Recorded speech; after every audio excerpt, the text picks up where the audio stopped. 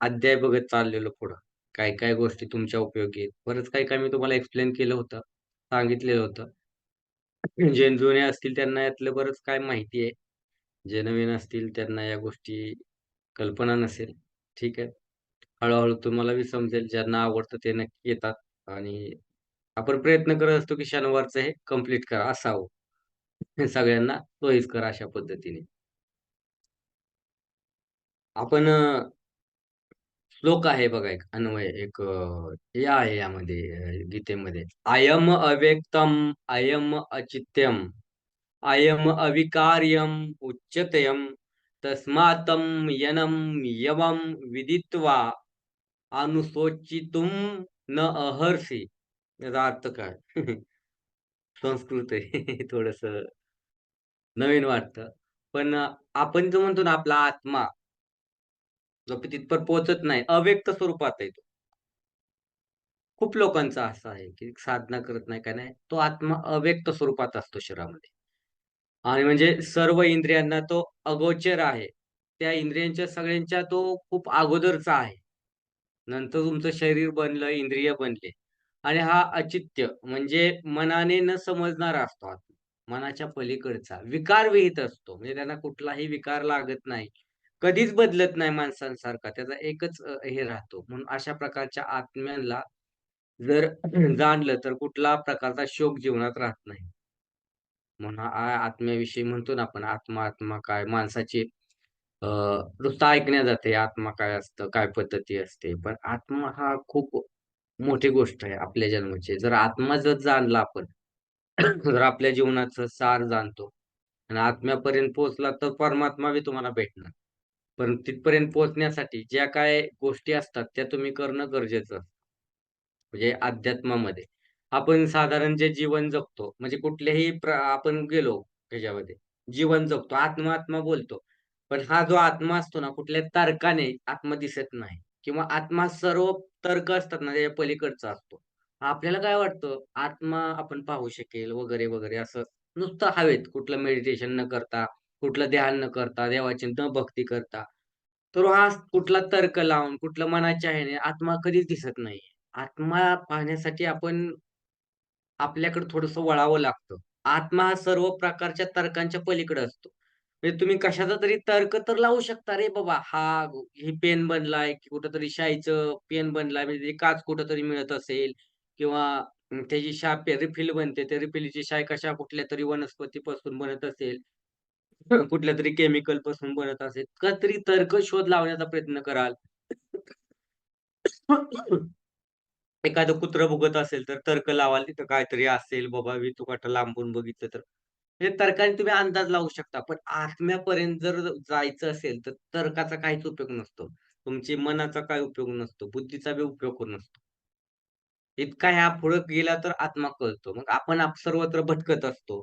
आणि हे भटकत असताना आपलं जे आत्म्यापर्यंत पोहोचवणारे मन असतं, इंद्रिय असतात, ते आपल्याला अडवतात. आता आपलं मन असतं, ते खूप सारं भटकत असतं. सर्वत्र जगात भटकत असतं. आत्ता इथं बसलोय तर घडीभरच्याने अमेरिकेत असेल, कुठं चीनमध्ये, कुठं 5 स्टारमध्ये, कुठं काय करोडपती झालेलं असं मन भटकत असतं. मग या वेगवान मनाला आत्मा म्हणजे काय कधीच कळू शकत नाही. कारण मन हे धावतंय आणि ते धावत असतं मन. त्याला आत्म्यापर्यंत पोहोचणं काही सोपी गोष्ट नाही. आत्म्याचे रूप अनंत असते. म्हणजे तो अनंत असतो. एकच ठिकाणी म्हणतो ना आपण त्याला कुठलाच अंत नसतो. इन्फिनिटी असतो. मग तो आत्मा हा अनंत असतो आणि हा आत्मा कसा असतो? सात्विक असतो. देवाशी, ईश्वराशी जोडलेला असतो. म्हणून म्हणतात, की आत्मा काय कळायला हवं. मग परमात्म्यापर्यंत लगेच पोहोचतं. जेव्हा आपल्याला कळतं, की आपला आत्मा काय आहे? आता या धावत्या युगात थोडंसं शोध बी घेतला पाहिजे माणसाने. बाबा काय असतो आत्मा? काय असतो परमात्मा? काय असतो देव? काय असतं अध्यात्म? जाणलं पाहिजे. आत्म्याकडे फक्त सात्विक गुण आहेत आपल्या. प्रत्येकाच्या शरीरात जो जीवात्मा आहे ना, त्यात फक्त सात्विक गुणांनी भरलेला आहे. त्यात इतरत्र कुठलं काही असं नसतंय. तुम्ही जे बसलाय, आता ह्या विभा मॅडम असतील, मनोरकर सर असतील, ह्यांच्यामधला आत्मा आहे ना, सात्विक आहे. तुम्ही जे वागता, बिहेवियर करता, मनाच्या, बुद्धीच्या जोरावरती वागता, कसे सैराभैराट, राग येणं, दुःख होणं, फलानं होणं. पण जे आपण वागतो, भौतिक या फिजिकली स्वरूपात, तिथं जेव्हा आपण जातो, तर काय होतं? या ठिकाणी आला तर आपल्यामध्ये सात्विक, राजस, तामस हे 3 गुण असतात. पण तामस आणि रजस गुण म्हणतो ना आपण राजस, हे गुणांच्या खूप वाढ होते माणसामध्ये. सात्विक गुण खूप कमी राहिलेला असतो. मग हा आत्मा सर्वत्र जगामध्ये, सर्व विश्वामध्ये, ब्रह्मांडामध्ये उरून-पुरून भरलेला आहे ओतप्रोत. पण त्यासाठी पोहोचायला तो बी वाट बघत असतो, की कुठला बाबा माणूस आहे, की थोडाफार त्याग करून स्वतःच्या मनाचा, थोडा मोहाचा, मायेचा माझ्यापर्यंत पोहोचण्याचा प्रयत्न करेल. त्याला मी तरी समजेल कुठून आहे, काय आहे आणि जो आत्म्याला जागत नाही, त्याला कळतच नाही काय आहे. त्या प्रकारची अनेक प्रकारची जीवनात दुःख असतात. मग ती जर आत्म्याला न जाणलं, आपण ओळखलंच नाही, तर कसं कळणार? मग आपल्याला हे समजायला हवं, की आपलं शरीर हे नाशवंत आहे. आज नाही, 50 नाही, 60 नाही, 100, 80, 90 वर्षांनी हे अविनाशी शरीर संपणारच आहे. परंतु आत्मा अविनाशी आहे. तुम्ही जे काय जगलात ते संस्कार घेतो सगळं आणि ते पुढच्या जन्मी कुठं जिथं होईल. मोबाईलमध्ये कसं सॉफ्टवेअर इन्स्टॉल करता. जिथं कुठं स्त्री, पुरुष कुठेही जन्म घ्याल तुम्ही. या देशात घ्याल, दुसरीकडे कुठे घ्याल, तिथं तुम्हाला तिथं सोबत सगळे हे गुण येणार आणि यातलं प्रारब्ध भोगावं लागतात. एकदा कळालं ना आपल्याला, की आपला आत्मा काय आहे, कधीच मरत नाही. आपली अज्ञान आहोत. या अज्ञानातून जर आपण भीतीला, दुःखाला बाजूला सगळं सारलं ना, तर आपला आत्मा म्हणजे काय कळायला सुरुवात होते. आणि अनेक विषयात अनेक लोक पारंगत आहेत. तुम्ही बघितलं असेल, ज्ञानाच्या कक्षा खूप आजकाल रुंदावलेल्या आहेत. पण ज्ञानाच्या कक्षेमध्ये आत्मज्ञान कधी काय कळलं नाही, काय असतं ते. आणि माणसाचं जीवन कधी सुखी होणार? कायम दुःखीच राहणार. ज्याला आत्मज्ञानच कळत नसेल तर. आपण आता बघा मानसशास्त्राचा शोध लावला सायकॉलॉजीचा. सगळ्याला मानसशास्त्र म्हणजे मनाचे शास्त्र असं व्याख्या केली. अनेक आहे सिग्मंड फ्राईड असतील, अनेक लोक होते त्यामध्ये. पण यामध्ये मानसशास्त्रावर खूप सारे परदेशी किंवा आपल्या देशातले अनेक लोकांनी संशोधन केली. उंदरावर संशोधन केले, माकडावर संशोधन केले, सगळ्यावर संशोधनं केली. अनेक ग्रंथ निर्माण केले, ज्याने आपापले तर्क काढले. कोणी म्हटलं आत्म्याचे शास्त्र, कोणी म्हणलं मनाचं शास्त्र किंवा कोणी म्हणलं आत्म्याला जाणून शास्त्र म्हणजे मानसशास्त्र. पण ॲक्चुअल व्याख्या एकाची शास्त्राची टिकली नाही. शेवटी दरवेळेस व्याख्या बदलत गेल्या. त्याला कोणीतरी छेद देत गेलं. कोणालाही एक वाक्यता आलीच नाही. ज्याप्रमाणे मानसशास्त्रावर संशोधन झालं किंवा ज्या विद्यापीठातून मानसशास्त्र शिकवलेही जाते, त्या विद्यापीठांना किंवा त्या पुस्तक लिहिणाऱ्या लोकांना मन म्हणजे काय आत्तापर्यंत कळलं नाही आणि जी मनाची गती आहे, ती कुठल्या तत्वामुळे आहे आणि ते आत्मतत्व म्हणतो त्याला जाणणंही कोणालाही कळलं नाही. कितीही जर मी शोध लावले, कितीही विज्ञानाच्या पलीकडे गेला, पण आत्म्याला समजवण्याकरता किंवा समजून घेण्यासारखा करता आत्मतत्वाला समजून घेण्याकरता मनाला आधी समजवणं गरजेचं आहे. मन कुठे आहे ते शोधलं पाहिजे. काय असतं कळलं पाहिजे. आणि ते मन आज कुठे शोध लागणार नाही, की कुठं असतंय, कुठं राहतंय, काय करतंय. अनेक नुसते विचारांच्या स्वरूपात तुम्ही टेस्ट करायला गेला नार्कोटे तर विचार कळतील तुम्हाला. पण मन कळणार नाही कुठे. ट्रेस करण्याचा प्रयत्न करणार. खरं की खोटं, खरं खोटं. त्याच्या पलीकडं जे असतं ते मन सापडलं पाहिजे ना. कुठेतरी ह्याचा आहे, एक घर आहे, त्याला दार आहे आणि त्या घरात गेल्यावर तिथं मन सापडते. असं काय आहे का? अशी काही यंत्रणा आहे का? चला, भविष्यात असाही शोध लागेल, की काय मन आहे शोधण्याचा प्रयत्न करता सापडूही शकतं. पण आत्मा कुठं सापडणार? कुठल्या संयंत्राने, कुठल्या केमिकलने शोधणार? केमिकल तरी मिक्स केल्यावरती कळतंय. या फॉर्म्युला मिक्स केल्यामुळे हा तयार झाला. कुठं पारा बघताल, काय बघताल? आत्मा, मनःशांती, आनंद कुठून दाखवतात? प्रकट करू शकाल. परमात्मा कुठून दाखवताल? याकरता आपल्या आत्म्याला आणि त्यासाठी भक्ती, श्रद्धा आणि खरं ज्ञान काय आहे? आत्म्याला जाणणं म्हणजेच खरं ज्ञान असतंय. परमात्म्याला जाणणं म्हणजे आपलं त्या ज्ञानाच्या वरचं ब्रह्मज्ञान असतंय. सहस्त्र ज्ञान असते. पण त्या ज्ञानाला जाणण्यासाठी आपण जे बाकीचे सगळे ज्ञान व्यावहारिकदृष्ट्या करत असतो, त्या व्यावहारिकदृष्ट्या आपण त्याला जाऊ शकत नाही. तुम्ही पुस्तकं वाचून, अनेक गोष्टी वाचून व्यावहारिकदृष्ट्या ज्ञान मिळवाल. पण त्याला मर्यादा आहेत ना. 4 पुस्तकं वाचाल, लाख पुस्तकं वाचाल. पण ते जे ज्ञान असतं ना, तिथं पुस्तक वाचायची गरजच नसते. फक्त तुमच्या ऑटोमॅटिकली येत राहतो प्रवाह, येत राहतो, येत राहतो. कारण आत्मस्वरूप जाणलं, की तुमचं स्वरूपही मोठं होऊ लागतं. मग आपल्या जीवनातली अनेक विषयाचं ज्ञान असतं, या दुप्पट ज्ञान येतं. आपल्या आयुष्यभर दुःखाचा जो पाढा वाचतो ना, तो पाढा कुठेतरी थांबतो. व्यावहारिक जीवन जगत असताना आत्मतत्व माणसाला जाणता येतं. संसार करतही आपल्याला परमार्थ करता येतो. पण आत्माही पाहता येतो. पण ते पाहण्याकरता आपणही स्वतः व्यावहारिक जीवनातून थोडंसं आध्यात्मिक स्पिरिच्युअल जीवनाकडे वळणं गरजेचं आहे. नुसतं कथा सांगणं, कुठं कथा ऐकणं, ग्रंथ वाचणं खूप छान आहे, वाचा.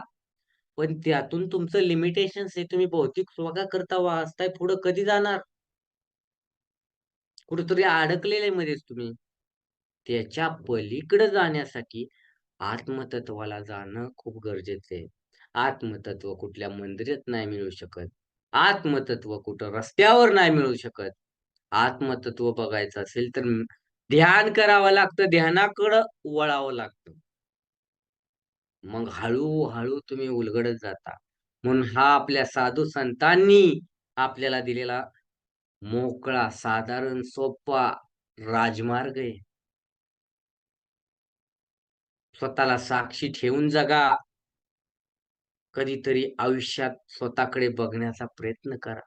आत्मतत्व जाणायचं असेल तर स्वतःकडे बघणं गरजेचं आहे. मग इतरांकडे बघा. मग तुमचे चष्मे थोडेसे कुठेतरी कमी व्हायला लागतील. बाहेर बघून हा चष्म्याचा नंबर वाढतच चाललाय. आणि ह्याला कुठेतरी थांबवायचं असेल तर स्वतःला विचारणं, स्वतःकडे बघणं खूप गरजेचं आहे. आणि आपला शोक संपवायचा असेल, अशोक बनायचा असेल, तर दुःखाला बाजूला सारायचं असतं. अशोक म्हणजे कधी शोक नसणारा. बघा तुम्ही, अशोक, अधिक शोक, शोक नसणारा अशोक. वृक्ष बघितलाय अशोक वृक्ष. म्हणून म्हणतात अशोक. त्याला कुठल्याही गोष्टीचा शोक नाही. सदा खुश असतो, आनंद असतो आणि वाढतच जातो. आणि ज्याला शोक नसतो ना, तो वाढतच जातो. म्हणजे शोक असतो ना, तो मागे येत असतो. वय बी वाढत असतं. तो मागे जात असतो. सगळ्या गोष्टी ढासळत असतात. रोगराई सगळ्या गोष्टी त्याला झेलत त्याच्यावरती आक्रमण करतात. कारण तो शोक करत बसलेला आहे. तो तिथंच राहिलाय. तो मागं चाललाय. पुढे जाण्याची त्याची वृत्तीच नाहीये. तर तो काय पुढे अशोक बनणार?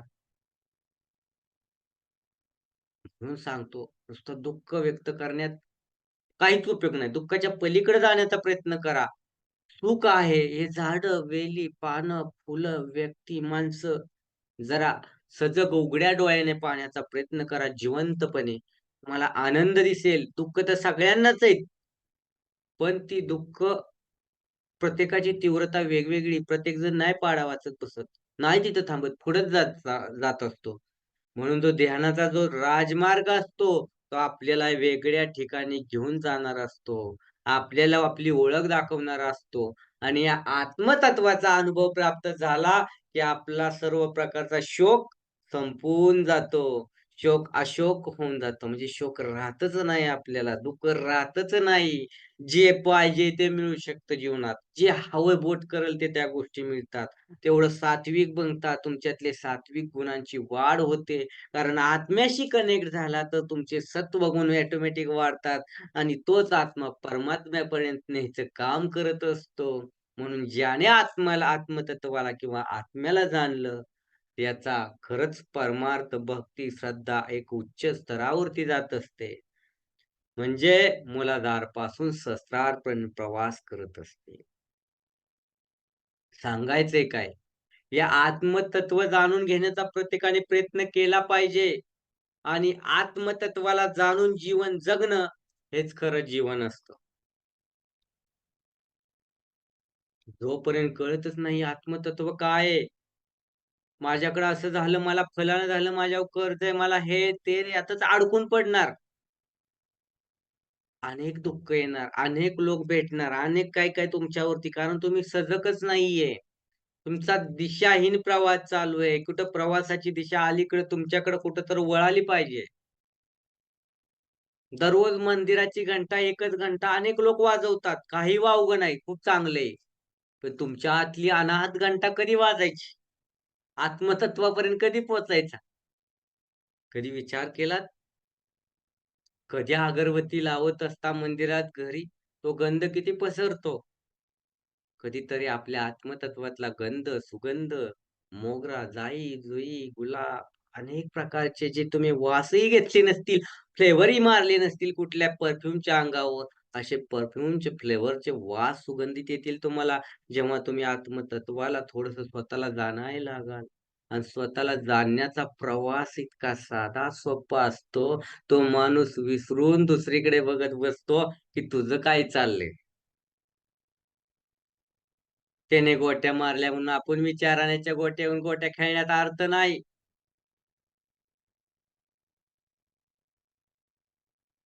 आपण आपलं काम केलं पाहिजे. आपण आपल्याकडे बघितलं पाहिजे. आपण आपल्या ईश्वराला काहीतरी मागण्यापुरतं पुढं न जाता काहीतरी देण्याकरताही पुढे झालं पाहिजे. कधी म्हणलं पाहिजे, "मी कोण आहे? हू आय एम." विचारलं का कधी? कुठून आहे मी? कुठून आलो? काय आहे? मी कोण आहे? कुठं जमिनीत उगावलो होतो? का आईच्या पोटात कुठलं काय अचानक वेगळं काही असं घडलं, की डायरेक्ट बाळच बनायला सांगलं? काय ही प्रक्रिया काय आहे बीज बनण्याची?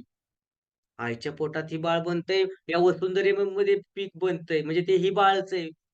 झाड उगवतंय, तेही बाळच आहे. धान्य उगवतंय, म्हणजे ते अंकुर फुलतंय ना कुठून ना कुठून. पण ह्या अंकुर बनण्याची ताकद किंवा जी कुठून तयार होते आणि संपतं कुठं इथपर्यंत पोहोचण्याचा प्रवास आणि त्यामधला प्रवास जाणणं खूप महत्वाचं आहे. नाहीतर आपल्याला फक्त आयतं धान्य विकत घ्यायची सवय लागली. माहीतच नसतं ते उगवतं कसं, तोडतात कसं, मळणी कशी करतात, निवडतात कसे आणि ते बाजारात येतं कसं, त्यामागे किती लोकं कष्ट घेतात. तुम्ही जे अन्न खाता ना कधीतरी थँक यू बोलत जा. त्या अन्नामागे पेरणारा शेतकरी, तो ट्रॅक्टरवाला शेतकरी किंवा बैलवाला असतो, त्याची मेहनत असते. त्याला शेतकरी, त्याची फॅमिली, त्याला खतपाणी, खुरपाण करणाऱ्याची मेहनत असते. त्याला परमात्म्याची साथ असते.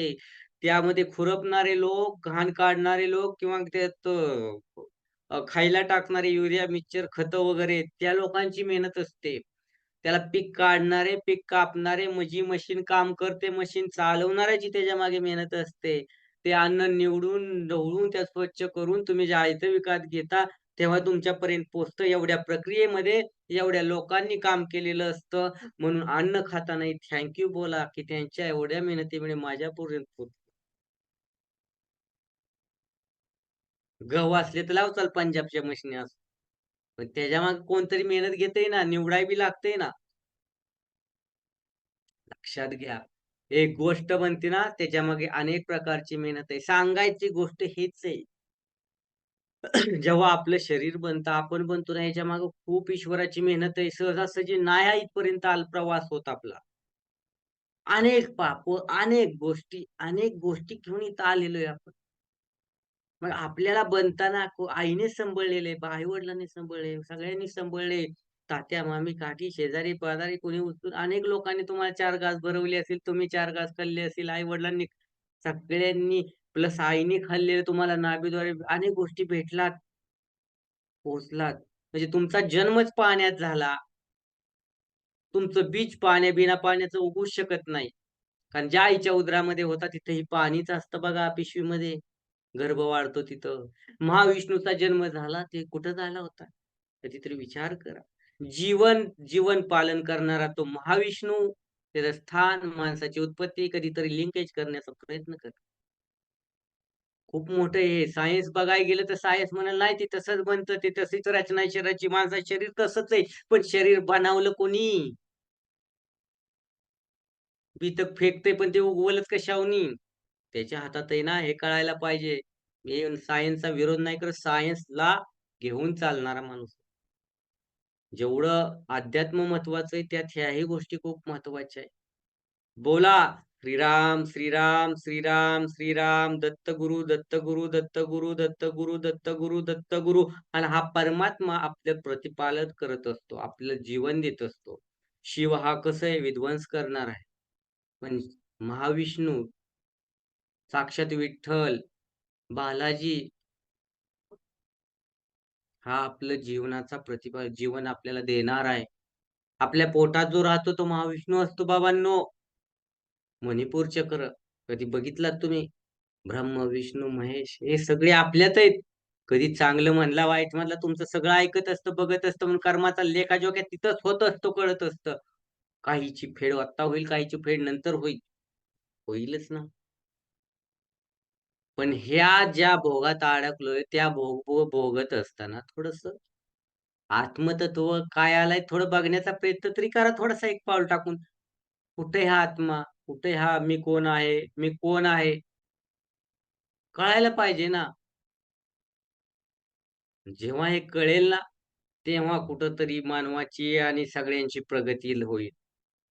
नाहीतर फक्त तेवढीच अगरबत्ती लावण्यापुरती, ग्रंथ वाचण्यापुरती, त्या पुढची ही दुनिया आध्यात्मिक आहे तिथं पोहोचण्याचा प्रयत्न करा. ग्रंथही वाचा खूप छान आहेत, पारायण करा खूप छान आहेत, पण त्यातलं काहीतरी उतरवा, नाहीतर त्याचे अर्थ कळत नाही, सार्थ येत नाही, अर्थ काय सार्थकी लागत नाही, तर काय करणार आहे त्याचं नुसतं बघून? तर वाचून, मला हे दे देवा, मला ते दे देवा. देवा तू माझ्याकडे ये, देवा मला तू पाहिजे, तू घरी राहा, माझ्यासोबत राहा. कधी म्हणला का? नुसतं देवाला दे, दे, दे, दे, दे, दे, दे, दे, दे. हां. आपलं भांडच एवढं मोठं आहे, भीक मागायचं मागायचं की काही बोलायचंच सोय नाही. मोठं घेऊन ठेवलंय तुम्ही येताना, की नुसतं मागतच राहायचं. पण ते भरून कधीतरी देण्याचा किंवा काय करण्याचा प्रयत्न नाही करत. त्याच्या पलीकडे कधी प्रेमाने त्याच्यावरून हात नाही फिरवत फोटोवरून. कधीतरी प्रेम करा त्याच्यावर रे. कोणी जो मानत असाल, गुरु असेल, सद्गुरू असेल, काही असेल, खूप गरजेचं आहे. हाच आपल्याला सांभाळतो बाबांनो, कोणी कोणाचं नसतंय. म्हणून आत्मतत्व जाणा. तुम्हाला अनेक संकटातून देव मार्ग पोरगं हाणून-माणून बाहेर काढेल म्हातारपणी. घरचे कोणी साथ देणार नाही. आजची परिस्थिती तशीच आहे. आश्रमात टाकताल. शेवटी एकच राहील रे तुमच्याकडं. स्वामी राहतील, साई राहतील, दत्तगुरू राहतील, नवनाथ राहतील. कोण राहणार आहे सांगा दुसरं? त्रिविक्रम राहील सोबत तुमच्या. पण तुम्हीच जर तुमच्या सोबत नसाल, तुम्हीच जर दुसऱ्यांच्या मागे लागाल संभळ-संभळ, तर काय उपयोग? ते नाही सांभाळणार, दुःख भोगावं लागेल. बघता ना काय हाल होतात. जे हातात आहे ते चांगले संस्कार द्या पोरांना. त्यांना हे कळू द्या. थोडीशी अध्यात्माची, ध्यानाची सवय लावा. ते तुमचे राहतील. ते कायम माझी आई म्हणतील, माझे पप्पा म्हणतील. जेव्हा हे आत्मतत्व जागं होईल ना, तेव्हा तुम्ही बी त्यांच्या हृदयात जागे राहताल. नाहीतर दिवसेंदिवस वय वाढेल तशी मुलांच्या मनात आई-बाप मरत चाललेत आणि आई-बाप मुलांसाठी मरतायत. त्याला जे नवं ते पुरवतायत, सगळ्या गोष्टी. पण मुलाच्या हृदयात तुम्ही किती जिवंत आहे, किती पद्धत तुम्ही माहिती आहे का? तुम्ही काय आहे नेमकं? त्याला वस्तू पुरवणारे आहात काय फक्त? म्हणून आपल्याकडे बघा, आपल्या प्रतिमेवर प्रेम करा शिका. आपल्यातून ज्वाला निघाली पाहिजे, भडकली पाहिजे, की कोण आहे हा आत्मतत्व अन् काय आहे? का एवढे कृष्ण ओरडून सांगतात, ह्या बाबा ह्या अर्जुनाला काय अडलं होतं त्यांचं येऊन सांगायचे, एवढे बडबड करायचं? काही नव्हतं. किमान हे अर्जुनाला सांगितल्या हे सार तुमच्या माझ्यापर्यंत पोहोचावं म्हणून त्या काळी आज सोय करून ठेवली आणि जेव्हा लय होईल, प्रलय होईल, उत्पत्ती होईल, तेव्हा ही चालतच राहणार आहे गीता कधी न संपणारीच गोष्ट आहे. थोडंसं जागे व्हा, स्वतःचं पाहण्याचा प्रयत्न करा. नुसतं संसार करून राहिला तर कुठेतरी लोटांगण, लोळण घ्यात बसावं लागेल. कोणी कोणास बरोबर आले, ठराविक दिवसांसाठी आले. तुम्हीही कोणाच्या बरोबर आलाय, ठराविक दिवसांसाठी आले. तुम्हाला दुसरं शेजारचं मेलं तर काय वाटत नाही. कारण तुम्ही दुसरा मेलाय, पण तुम्ही हा बी विचार करायला पाहिजे, की तुम्ही बी मरणारच आहे. कधी ना कधी. लक्षात घ्या, शोक दुसऱ्यालाच नाही होत, स्वतःलाही होत असतो. स्वतःची तीच तऱ्हा होणार आहे. ते बी मातीचं बनलाय, तुम्ही बी त्याच मातीचं आहे. वेगळं काय आहे? तरीही माणसाला भीती वाटत नाही काही कर्म चुकीची करताना. अरे जरा कुठेतरी विचार करा. आपण काय आहोत, काय नाही, कसं करणार आहोत, काय करतोय, कुठं चाललोय, दिशा भटकलोय. दिवस दिवस टेन्शन येतं म्हणून विचार करता त्याच गोष्टी, ह्या गोष्टीचं मला टेन्शन येतं, परत सांगायचं मला याचं टेन्शन येतं. अरे विचार करणारे तुम्ही, त्या विचाराला पाळणारे, कुत्र्यासारखे पाळणारे, ते सोडायचंच नाही त्याला. ये, इथं बस, दिवसभर मला दुसरं कामच नाही तुझ्याशिवाय. तुला सारखं यू करायचंय चालू. अरे कधी बदलणार? कसं पोहोचणार आपण त्या पर्यंत, परमात्म्यापर्यंत, साक्षात श्री दत्तगुरू, आदिमातेपर्यंत, जे सृष्टीची रचना आहे तुमच्या माझ्यात आहे, माझ्यातला तुमच्यातला परमात्मा कधी दिसणार? उघडा डोळे, झाका डोळे, स्वतःला पहा. बाहेर पाहिलं तर किमान जागृतपणे पहा. नाहीतर तुम्हीच तुमचा विनाश करताय. त्या शिवाला तिसऱ्या डोळ्याची काय उघडायची गरज आहे? कर्माने जातंय माणूस. तुम्ही बसून करताय, विचाराने करताय, इतर कशाने करताय, पण करताय ती कर्मच करताय ना. असं नका समजू हात-पाय हलवले नाहीत म्हणजे काय कर्म केले नाहीत, दोषरहित आहात. न काय हात-पाय हलवताही दोष असू लागू शकतो. तो विचारांचा असू शकतो, आणखी कशाचा असू शकतो तुम्ही जे करताय ते. जे काय जगणारे 4 दिवस, 8 दिवस, 70-80 वर्ष. आनंद शोधायचा असेल तर स्वतःच शोधा. इतरत्र नाही विकत घेतला तरी तात्पुरता आनंद राहतो. किती वेळ राहणार आहे? घर किती सजवलं तरी काय ते तसंच राहणार. वरची सजावटच आहे. स्वतःला किती सजवलं-मडवलं तरी आज ना उद्या अंघोळीनंतर ते उतरणारच आहे सगळा मेकअप. किती वेळ राहणार आहे? पण जो ओरिजिनल मेकअप आहे तुमचा, जो ओरिजिनल चेहरा आहे त्याकडे ते पाहण्याचा बघा जरा दृष्टिकोन. लक्ष द्या. माझं हे काम होईना, माझं ते काम होईना, किती ग्रंथ वाचले, किती काय केलं, किती देवाचं नाव घेतलं. देवाला तर काय आहे, तुम्ही देव देतोय चांगलं, पण तुम्ही त्याचं विषात रूपांतर जहर बनवून टाकताय आपल्या आयुष्यात. कारण तुम्हीच तुमच्याकडे चांगल्या दृष्टीने पाहेना. लोक काय पाहणार? माझं ह्यात गेलं अन् माझा खड्ड्यातच गेलं अन् फलानच झालं अन् काय आता हे बोलण्यात दिवस जातात. कुठं काय माझं लागेना, नंबर येईना झालाय काय, कुठं काय, कुठलं काम होईना झालंय. मी असंच झालो अन् मी तर म्हणण्यातच जातोय आयुष्य. चांगलं म्हणायला बी तरी कधीतरी 4 शब्द काढा स्वतःच्या ओठातून, स्वतःच्यासाठी प्रेमाचे 4 शब्द. बघा डोळ्यात पाणी येईल कधीतरी. स्वतःसाठी 4 शब्द चांगले म्हणा. जे दुसऱ्यासाठी हृदय फुलवून तुम्ही बोलण्याचा प्रयत्न करत असता.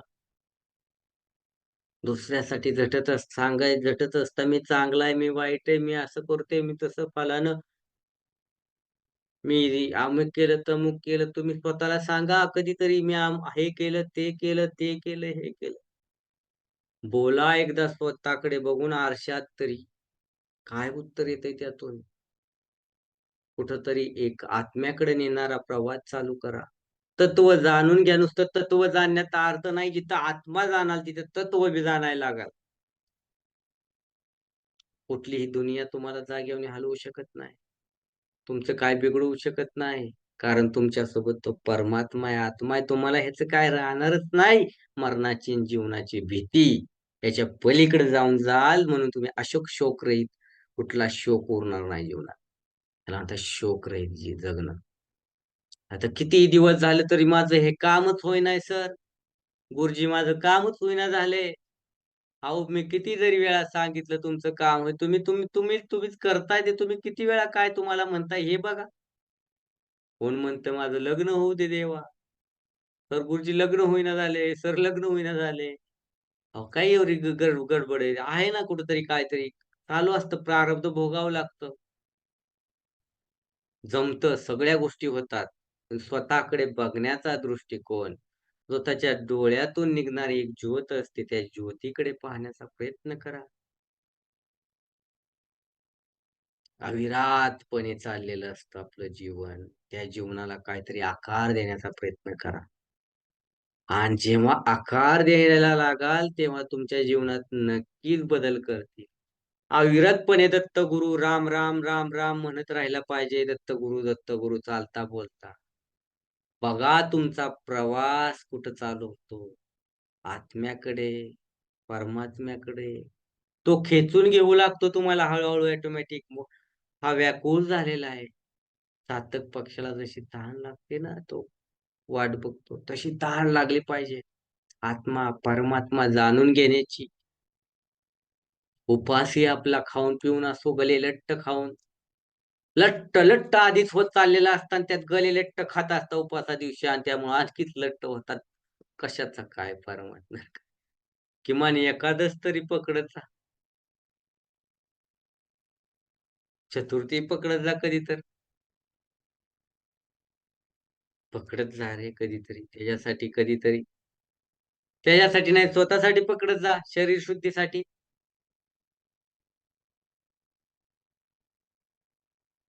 कधीतरी गायीच्या पाया पडत जा.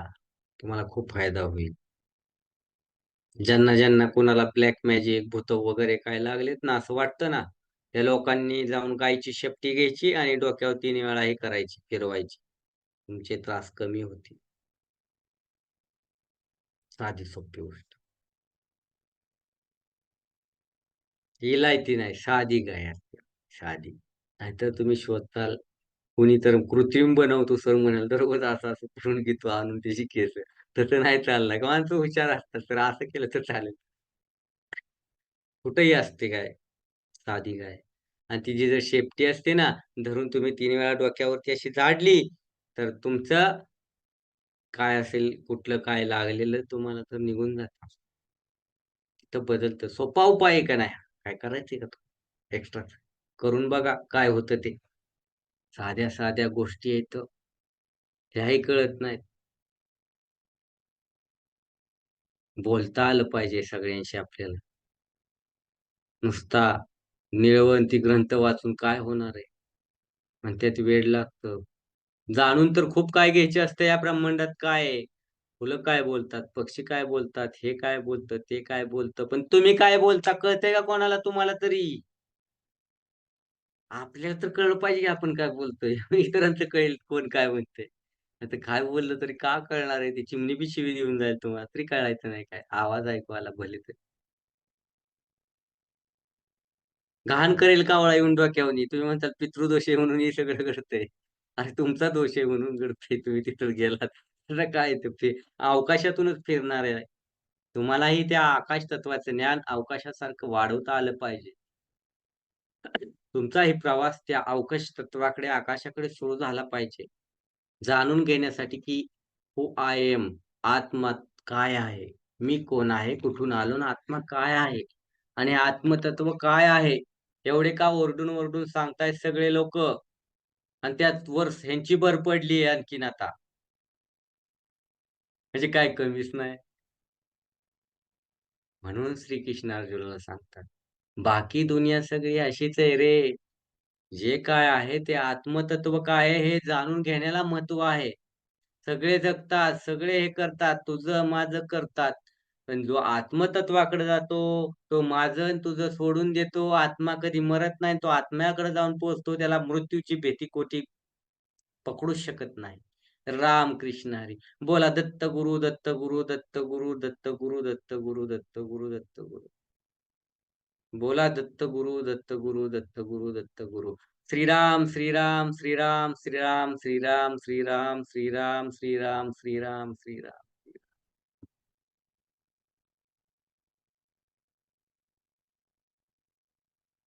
हरि ओम.